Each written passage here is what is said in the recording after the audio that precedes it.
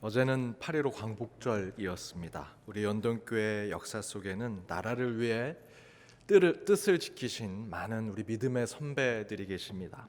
그 가운데 독립운동가셨던 월남 이상재 선생님이 계시지요. 그런데 이상재 선생님께서는 특별히 일제를 향해 풍자와 해악이 아주 넘치셨던 분이셨습니다. 하루는 종로 기독교 청년회관 강당에서 강연을 하시는데 청중들 사이에 일본 형사들이 몰래 숨어서 앉아 있는 것입니다. 그 모습을 보고 우리 이상재 선생님이 이렇게 얘기하십니다. 허허, 개나리 꽃이 활짝 피었구나. 이 말을 하자 우리나라 사람들은 배꼽을 잡고 웃는데 일본 형사들은 아무도 웃지 않습니다. 은어와 같은 것입니다. 왜냐하면 여기서 이 개나리라고 하는 표현이 은어인데, 당시 우리나라 사람들이 일본 형사들이 누런 옷을 입고 다니는 모습을 보며 개라고 얘기했습니다. 그리고 조선 시대에 그 위 관리들을 나리라고 표현하면서 살짝 비꼬듯 얘기하는 부분들을 이 이상재 선생님께서 이 두 가지 말을 합성어로 개나리라고 표현한 것입니다. 그렇게 풍자적으로 얘기하니 청중들은 모두 웃는데 일본 형사만 어리둥절했다는 예화가 있습니다. 그리고 1905년 우리나라는 일본과 불평등한 을사조약을 강제로 맺었습니다. 이때 일제는 이 조약이 불평등하고 문제가 있다라고 하는 우리나라의 선각자와 같은 지도자들이 있었는데 그 가운데 이상재 선생님도 그렇게 하셨습니다. 그래서 일제에서 돈으로 이상재 선생님을 매수하려고 했습니다. 이상재 선생님 앞에 큰 돈을 올려다 놓습니다. 그러자 우리 이상재 선생님이 이렇게 얘기하십니다. 나는 돈으로 사는 사람이 아니요. 그러자 일본 관리가 그럼 당신은 무엇으로 사십니까? 라고 물었더니 이상재 선생님이 이렇게 얘기하십니다. 나는 하나님의 말씀으로 삽니다. 그리고 내 조국을 사랑하는 마음으로 살지요. 사랑하는 여러분, 특별히 우리 사랑하는 연동교회 성도 여러분, 이상재 선생님이 연동교회 몇 대 목사님이실까요? 대답하시면 연동교회 교인이 아니십니다. 이분은 목사님이 아니셨습니다. 여러분과 같은 평신도셨습니다. 저는 바로 이런 이상재 선생님과 같은 분이 우리 연동교회 믿음의 선배라는 것에 너무나 자랑스럽습니다. 그것이 우리 연동교회의 힘 아니겠습니까? 여러분, 무엇으로 사십니까? 무엇을 두려워하며 사십니까? 돈과 세상의 것에 묶여 사지 마십시오. 그것에 두려워하지 마십시오. 우리 이상재 선생님처럼 하나님의 말씀으로 살아가시는 저와 여러분이 되기를 원합니다. 그리고 내 나라, 내 민족을 사랑하는 마음으로 더욱 기도하시며 애국애족하시는 신앙으로 살아가는 저와 여러분 되기를 바랍니다. 마태복음의 말씀 32번째, 두려워하지 말라라는 제목으로 말씀 함께 나누고자 합니다. 두려움은 용기의 짝꿍이라고 합니다. 또한 용기는 두려움의 친구라고도 합니다.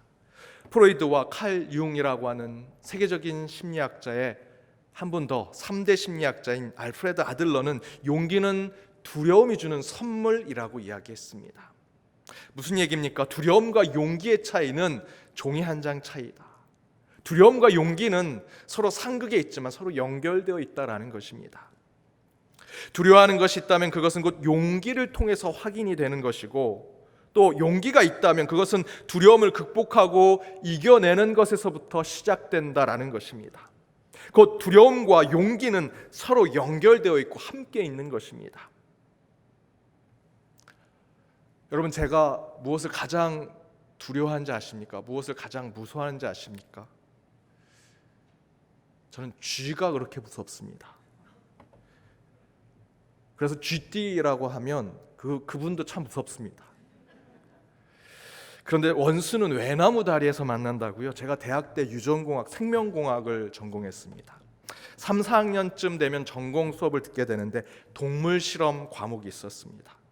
그런데 그 실험에서 실험용 쥐를 1년 동안 실험하기로 한 겁니다. 그 실험용 쥐는요, 저희 손보다 더 깨끗합니다. 멸균된 쥐입니다. 그래서 저희들이 쥐로 한 해 동안 동물 실험을 하겠다라고 했을 때 막 학생들이 어떻게 쥐를 할 수 있겠냐고 그랬더니 조교가 당신들 손보다 더 깨끗하다고. 그럼에도 불구하고 저는 쥐가 너무 무섭습니다. 싫습니다. 그래서 그 학기에 휴학을 할까까지 고민을 했습니다. 그런데 더 큰 문제는 실험조가 편성이 됐는데 그곳에 저와 복학생 형님 그리고 후배 여학생 3명이 들어있었습니다. 여학생 후배들은 첫 모임할 때 손사래를 치면서 자기들은 절대로 쥐를 손댈 수 없다고. 그리고 선배되는 그 복학생 형님은 뭐라고 하시겠습니까? 나는 이제 곧 졸업인데 내가 무슨 실험을 하겠냐. 제가 이제 쥐를 가지고 실험을 1년 동안 해야 되는 상황이 되었습니다. 얼마나 괴롭고 힘들었는지 모릅니다. 그래서 매일같이 기도했습니다. 다른 분들은 교회에서 사단, 마귀, 귀신 그 두려움에서 이기게 해주십시오라고 막 통성으로 기도하는데 저는 쥐에 대한 두려움에서 이기게 해주십시오라고 기도하는데 소리도 낼 수 없고 이걸 기도해야 되는지 말아야 되는지 아무튼 그렇게 기도를 했더니 하나님이 힘과 능력을 주셨습니다. 그래도 1년 동안 그 실험용 쥐를 가지고 실험하고 연구해서 좋은 결과를 얻었습니다. 물론 제가 아무리 그때 그렇게 잘 이겨냈을지라도 여전히 저는 쥐가 두렵습니다. 하지만 그때 그렇게 기도하면서 이겨내려고 그 두려움을 이겨내려고 하니 하나님께서 그때를 잘 지나가게 해주셨습니다. 저는 그때 제가 가지고 있는 쥐에 대한 두려움, 공포심을 극복하고 이겨내는 경험을 하면서 매우 역설적인 깨달음을 얻게 되었습니다. 용기와 자신감은요, 그 자체로 실체가 있는 것이 아니라 우리 앞에 있는 두려움, 내 안에 있는 공포심과 트라우마를 이겨내고 극복할 때 그 가운데 용기와 자신감이 드러나더라라는 것입니다. 두려움이 없다면 내 안에 있는 용기, 자신감은 나타나지 않았을 것입니다. 내 안에 어떤 장벽, 힘들고 어려운 일들, 그 두려운 일들이 없었다면 하나님이 주시는 그 용기와 그 능력을 깨닫지 못했을 것이다라는 것이죠. 잘 생각해 보십시오. 용기와 자신감, 두려움 없는 감정 그 자체만 있다면 그것은 교만입니다. 항상 두려움 없이 살아가고 용기로만 가득하며 자신감 있게 살아간다고 얘기하는 것은 하나님보다 더 높이 올라가려고 하는 마음이지요. 용기와 자신감은 무엇인가 이겨내고 극복할 때 하나님이 우리에게 주시는 선물과 같은 것입니다. 따라서 반드시 용기는 두려움을 이겨낼 때 주어지는 것이라 생각해야 합니다. 곧 용기와 두려움은 반드시 함께 가게 되어 있습니다. 그런데 오늘 본문에서는 그 두려움에 대한 두 가지의 신앙적 지혜를 우리에게 주고 있습니다. 그것이 무엇일까? 그 두 가지 두려움과 용기를 함께 깨닫게 하는 신앙의 지혜. 그 첫 번째는 두려움을 이기는 신앙의 삶, 곧 용기를 갖는 신앙의 삶은 하나님 말을 두려워하게 될 때 우리에게 주어진다는 것입니다. 하나님 말을 두려워할 때, 주님만을 경외할 때 두려움을 이기게 된다. 두려워해야 할 대상을 두려워하되 그렇지 않은 대상에 대해서는 두려워하지 말아야 합니다. 그런데 문제는, 저와 여러분의 문제는, 이 세상 사람들의 문제는 두려워할 필요가 없는 대상을 두려워합니다. 그리고 그 대상들에 대해서 돈을 바치고 물질을 바치고 내 소유를 바치고 시간을 바치고 내 인생까지 낭비합니다. 그러나 우리는 진짜 두려워할 대상을 제대로 두려워할 때 참된 용기를 회복할 수 있습니다. 여러분, 유럽을 정복하고자 큰 꿈을 가졌던 나폴레옹 장군이 가장 무서워하고 두려웠던 존재가 누군지 아십니까? 면도를 해주는 이발사였다고 합니다. 그래서 나폴레옹은 이발할 때마다 이발사의 아들을 항상 데려오라고 했다고 합니다. 그래서 하루는 부하가 묻습니다. 장군이 왜 이발하는데 이발사 아들을 데려오라고 하십니까? 그러자 나폴레옹 장군이 얘기합니다. 나는 이발사가 나 면도할 때 그가 가장 무섭다. 만약에 이발사가 면도 중에 내 목을 자르면 어떻게 하느냐? 그래서 만약에 이발사가 면도 중에 내 목을 치려고 하면 바로 그 아들도 그 눈앞에서 죽이게 하려고 볼모로 삼고자 그 아들을 데려오라 하는 것이다. 여러분, 나폴레옹이 누굽니까? 프랑스의 정성기를 만들었던, 세계 정복을 꿈꾸며 불가능은 없다라고 외쳤던 대불란서 제국의 장군이었습니다. 황제였습니다. 그러나 그는 러시아 제국의 황제, 대영 제국의 어떤 장군을 두려워한 것이 아니라 일개 이발사 하나를 두려워했습니다. 자신의 머리를 자르고 수염을 깎아주는 그 이발사가 두려워서 아들을 볼모 삼아 이발을 했습니다. 나폴레옹이 세계 정복을 꿈꿨지만 이루지 못했습니다. 실패했습니다. 왜 그랬을까요? 다른 것이 아닙니다. 두려워해야 할 것을 두려워하지 아니하고 잘못된 것, 쓸데없는 것을 두려워했기 때문에 그는 세계 정복을 하지 못했습니다. 우리 인간은 완전한 자가 아니기 때문에 항상 두려움 속에 빠져 살 수밖에 없습니다. 성경은 그 가인을 통해 우리 인간이 갖고 있는 두려움을 이렇게 얘기합니다. 창세기 4장 14절입니다. 함께 읽겠습니다. 주께서 오늘 이 지면에서 나를 쫓아내시온즉 내가 주의 낯을 배웁지 못하리니 내가 땅에서 피하여 유리하는 자가 될지라 무릇 나를 만나는 자마다 나를 죽이겠나이다. 가인이 자기 동생 아벨을 죽이고 하나님부터 숨었지만 들통이 나지요. 이 하나님께서 아벨을 죽인 죄값에 대한 저주로 그를 12절에 보면 땅에서 유리방황하는 자로 만듭니다. 고향도 없이 어디에 정처할 곳도 없는 항상 돌아다니고 방황하는 자로 만드셨죠. 이에 가인이 스스로 그런 상황 가운데 14절에 이렇게 얘기합니다. 내가 유리방황하는 자가 되어 사람들이 나를 만나 나를 죽일까 무섭고 두려워 매일 공포 속에 살아가고 있습니다 라고 얘기합니다. 여러분, 이 가인의 고백은 아벨을 죽인 가인의 실존적 고백에서만 머무는 것이 아닙니다. 가인의 고백만이 아니라는 것입니다.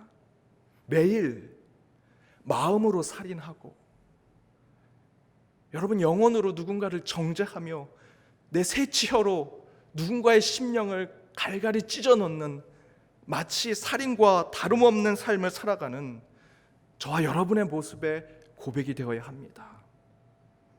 가인과 다를 바 없는 죄악의 인생을 살아가는 저와 여러분의 실존적 고백이 이 가인의 고백입니다. 여러분, 태초의 이야기, 창세의 태초의 이야기는 아담과 하와가 에덴 동산에서 행복하게 살아가는 것에서 끝나지 않습니다. 그 에덴 동산에서 최초로 범죄했을 때, 그리고 그 에덴 동산에서 쫓겨나서 최초로 가인이 살인했을 때까지가 창세의 태초의 이야기입니다. 그 이야기는 우리 인간이 가지고 있는 모든 그 내면 깊숙한 곳에 있는 것들을 다 깨닫게 해줍니다. 처음 범죄했을 때, 처음 살인했을 때, 바로 이 가인의 고백은 가인 한 사람의 고백이 아닙니다. 매일 마음으로 살인하고 있는 저와 여러분의 실존적인 고백입니다. 이처럼 우리 인간은 어쩔 수 없는 두려움에 빠져 살아가고 있습니다. 실존적인 두려움 속에 살아갈 수밖에 없는 존재입니다. 늘 마음으로 살인해 유리방황하며 어디에도 정착할 수 없는, 누군가가 또 나를 죽이지 않을까, 나도 그렇게 마음으로 누군가를 살인했는데 나도 똑같이 당하지 않을까 두려움에 빠져 살아가지요. 나폴레옹이 두려웠던 사람이 러시아의 장군, 대영제국의 여왕이 아니라 자신의 머리를 다듬어주던 이발사라는 것은 곧 저와 여러분의 삐뚤어진 실존적 모습을 보여주는 것입니다. 우리도 정작 두려워해야 할 존재를 두려워하지 아니하고 잘못된 대상을 두려워하며 살아갑니다. 그래서 오늘 본문에서는 이렇게 증거합니다. 마태복음 10장 28절입니다. 함께 읽겠습니다. 몸은 죽여도 영혼은 능히 죽이지 못하는 자들을 두려워하지 말고 오직 몸과 영혼을 능히 지옥에 멸하실 수 있는 이를 두려워하라. 저와 여러분의 신앙심은 다른 것이 아닙니다. 기독교의 신앙은 두려워할 하나님을 진정으로 두려워할 줄 아는 영적 마음을 갖는 것, 여러분, 그것이 신앙입니다. 여러분, 오직 하나님만 두려워하십시오. 여러분이 아무리 종교적 행위를 잘하고 그 종교적 행위 가운데 도덕과 윤리를 잘 지킨다 할지라도 여러분이 영적으로 두려워하는 대상이 하나님이 아니라면 그 모든 것은 헛된 것입니다. 율법 때문에, 내 위신 때문에, 내 마음의 평정심 때문에, 내 종교심 때문에, 잘못된 영웅심 때문에 몸은 죽어도 내 영혼을 죽이지 못할 귀신과 그 사단이 두려워서 그것 때문에 신앙생활을 하고 있다면, 종교 행위를 하고 있다면 그것은 바른 그리스도인의 모습이 아니다라는 것입니다. 진정으로 두려워해야 할 대상, 참으로 경외하고 무섭고 떨리는 마음으로 섬겨야 할 그 하나님을 향해 두려운 마음을 가지고 있을 때 우리는 진정한 그리스도인이 될 수 있는 것입니다. 제가 어렸을 때 살았던 곳은 행정구역상 서울이었습니다. 하지만 서울 끝자락에 여전히 시골과 같은 동네였습니다. 그래서 동네 조금만 벗어나면 무밭, 토마토밭, 고추밭, 감자밭 있었습니다. 제가 왜 그곳을 이야기했을까요? 여러분 한 3, 40년 전 그런 무밭, 감자밭, 수박밭 있으면 늘 저거 하나 어디서 가져왔으면 좋겠다. 저는 그때 서리를 좀 많이 했습니다. 산 중턱에 넓은 공터가 있어서 친구들과 거기서 축구하고, 내려오는 그 중간쯤에 넓은 무밭이 있었는데 열댓 명의 아이들이 막 뛰어들어가서 자기 종아리만한 물을 뽑아가지고 막 도망가면 아무리 그 주인 그 밭에 있는 아줌마가 뛰어와도 저희를 못 쫓아옵니다. 그러면 저희는 산 밑에서 그 개울가에 그 물을 쓱쓱 그냥 닦아서 그 물을 먹으면 그렇게 운동했던 갈증이 싹 사라집니다. 여러분은 서리 안 하셨나 봅니다. 다. 저는 그렇게 서리 좀 했습니다. 하루는 제가 친구랑 함께 산길을 가는데 토마토밭이 나오는 토마토가 너무 잘 익었습니다. 그래서 그 토마토를 그때 그런 서리하는 마음으로 하나를 따서 도망가려고 하는데 그 주인 아들이 막 뛰어오는데 달리기가 너무 빨라서 저희가 다 잡혔습니다. 그리고 저희가 한 번만 용서해달라고 그렇게 그 주인 아저씨한테 얘기했더니 절대 용서를 해주지 않고 이렇게 하라고 합니다. 이 토마토를 한 손에 움큼쥐고 지나가는 사람마다 저는 토마토 도둑입니다. 토마토 훔치지 마십시오. 토마토 도둑입니다. 토마토 훔치지 마십시오. 그렇게 외치라는 겁니다. 뭐까짓 거 하라면 하지 뭐. 저는 그 주인 아저씨가 무섭지 않았습니다. 그 아들도 무섭지 않았습니다. 이렇게 외치다가 그냥 가면 되겠지. 한참 저는 도둑입니다. 토마토 훔치지 마십시오. 외치고 있는데 갑자기 두려운 마음이 들기 시작했습니다.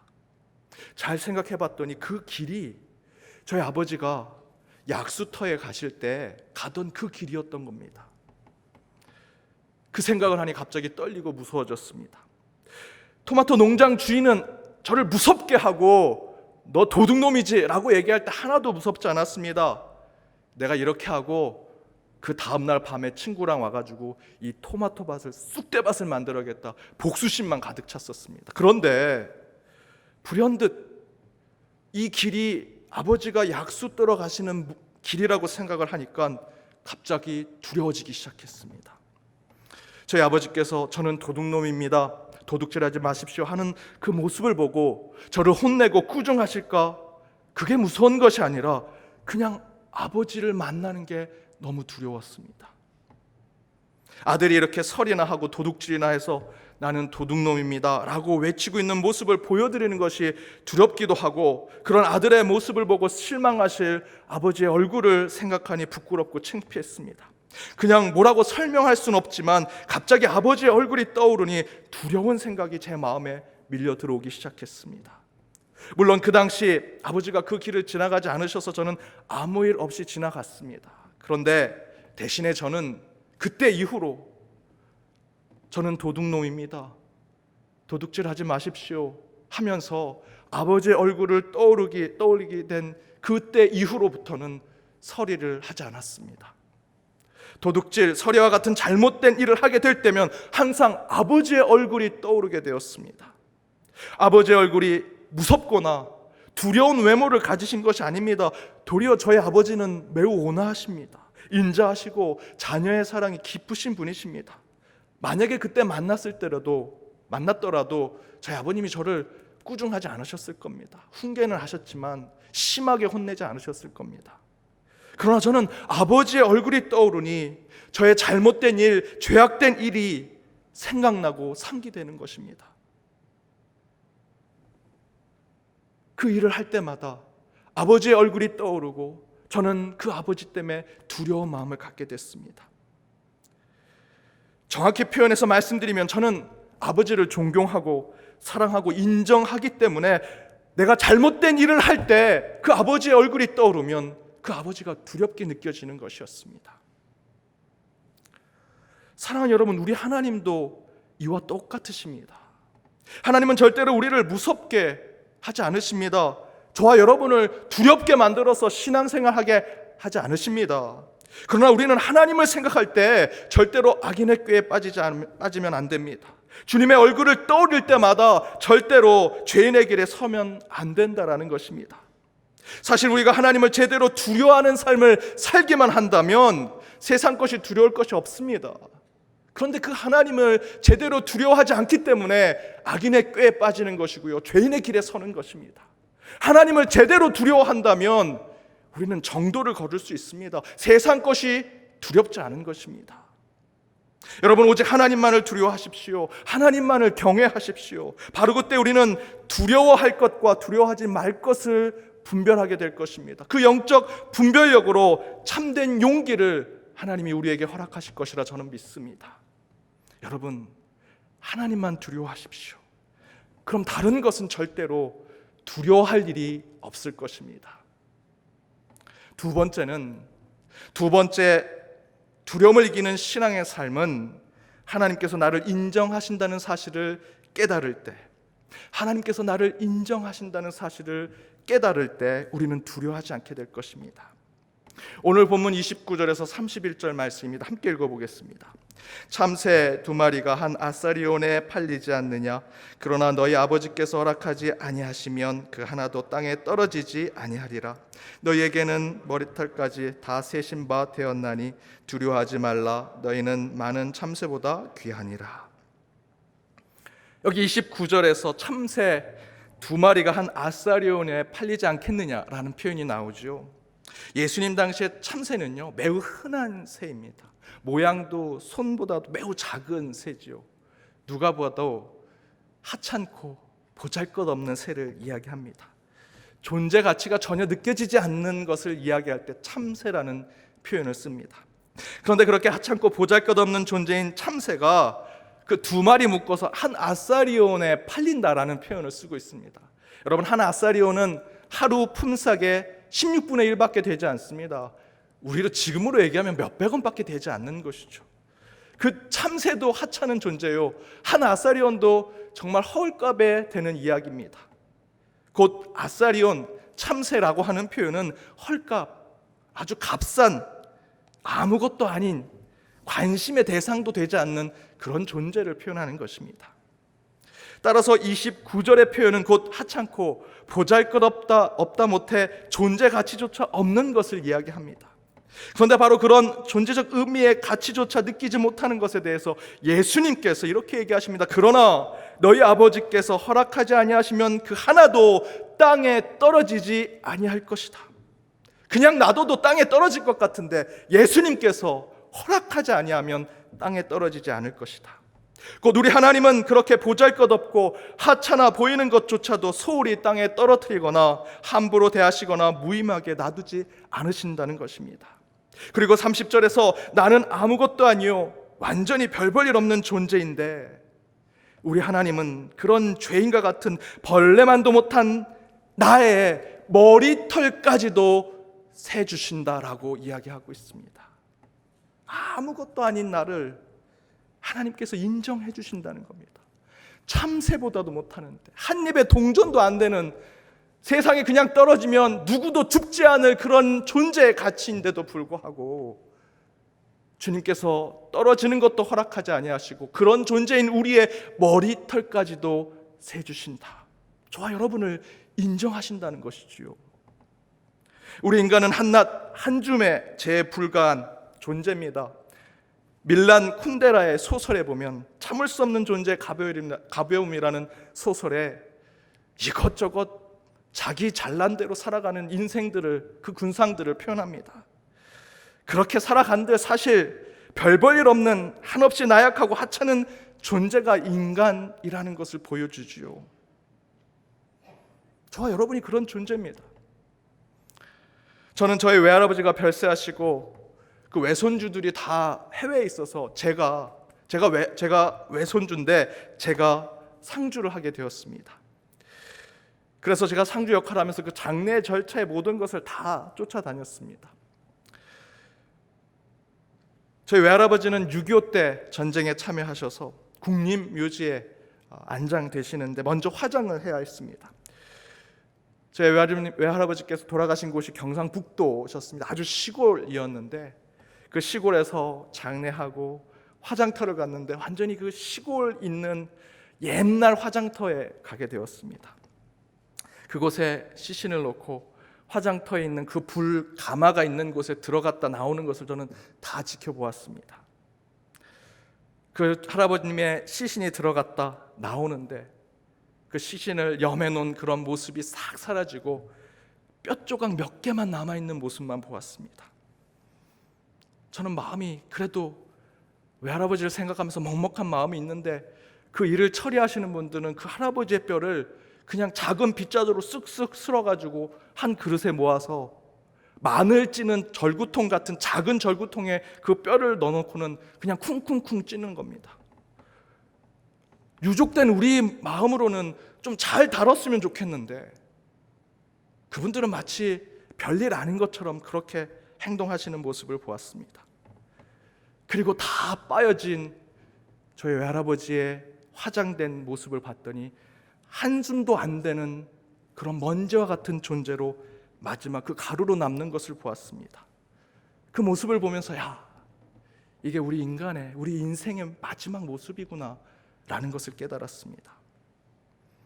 한나라를 호령하던 지도급 인사도 이름도 모르고 죽어가는 연고 없는 사람이던 모든 사람은 죽어서 화장하면요 마늘 빠는 절구통에 쿵쿵 찌는 거고요, 그냥 세상에서 쓰는 비로 쓱쓱 쓸어가지고 담아 모아 한 줌도 안 되는 그런 모래로밖에 되지 않는 것이 저와 여러분의 인생입니다. 그것이 인간의 가벼움, 한낱 별 볼 일 없는 존재인 것을 깨닫게 합니다. 오늘 본문은 그것을 참새, 아사리온의 동전 그것조차도 안 되는 것으로 우리를 묘사하고 있습니다. 그런데 그 존재의 가벼움에 빠진 우리 인간을 하나님은 머리털까지 세고 계신다. 그러면서도 이렇게 말씀하시지요. 30절에 그래도 너희가 참새보다는 낫지 않겠느냐.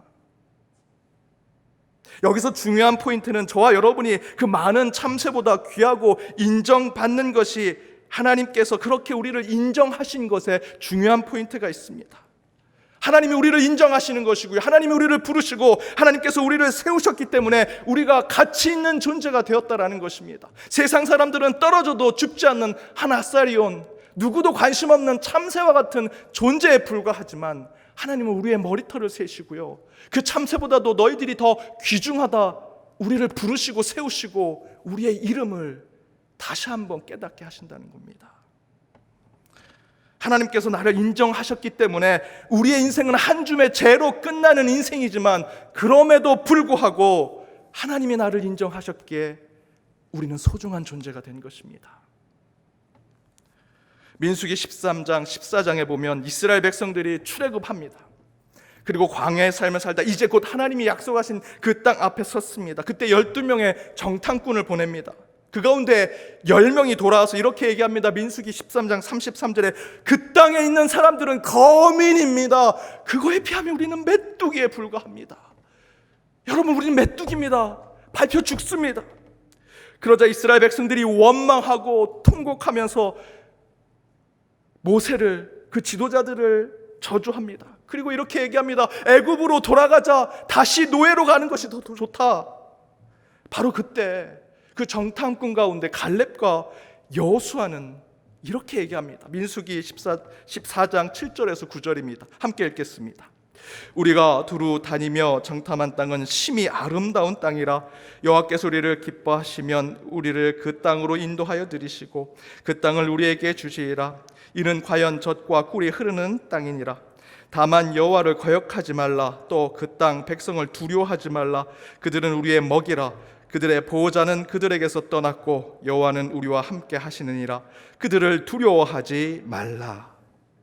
여러분, 여기서 중요한 점은 갈렙과 여호수아가 10명의 정탐꾼이 그 가나안 땅에 있는 사람들을 거인으로 보고 그 이스라엘 백성들을 보면서 우리는 메뚜기다 라고 말하는 것에 부정하고 있습니까? 아닙니다. 갈렙과 여호수아도 자신들을 보면서 그 10명의 정탐꾼과 똑같이 생각했을 것입니다. 그들에 비하면 우리는 메뚜기구나. 우리는 메뚜기다.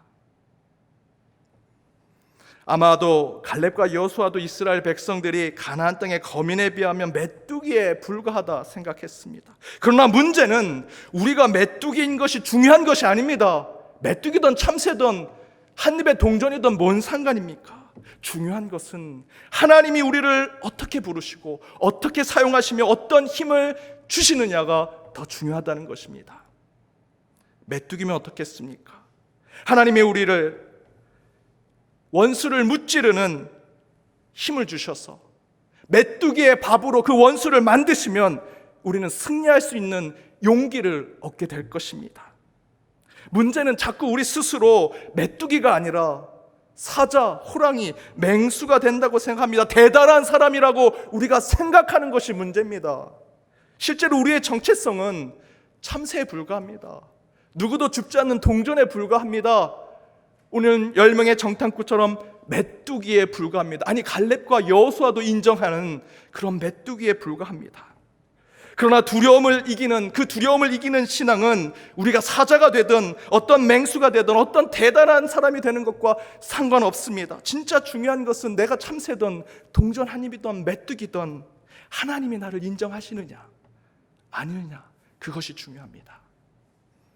갈렙과 여호수아는 그 영적 비밀을 알고 있었습니다. 예, 맞습니다. 우리는 메뚜기입니다. 그러나 메뚜기와 같은 우리를 하나님이 인정하시고 하나님이 부르셔서 힘을 주시니 그 약속한 땅을 하나님이 이 메뚜기의 밥으로 만들어 주셨습니다. 우리는 용기를 갖고 나아가면 됩니다. 그렇게 이야기하는 것입니다. 여호와께서 우리를 기뻐하시면, 여호와께서 우리를 인정하시면, 여호와께서 우리를 부르시고 우리의 이름을 부르신다면 그들이 아무리 거민일지라도 메뚜기의 밥이 되는 것이다. 바로 그것이 두려움을 용기로 바꾸는 신앙의 삶입니다. 하나님이 나를 인정하시면, 하나님이 나를 기뻐하시면. 사랑하는 여러분, 우리가 두려움을 이길 수 있는 것은 저와 여러분이 참새에 불과하고 메뚜기에 불과할지라도 하나님께서 저희를 인정하시고 하나님께서 저희를 불러주시며 세워주실 때 우리는 비로소 이 거인들의 세상 속에서 두려움을 이기고 주님의 이름으로 승리할 수 있을 것입니다.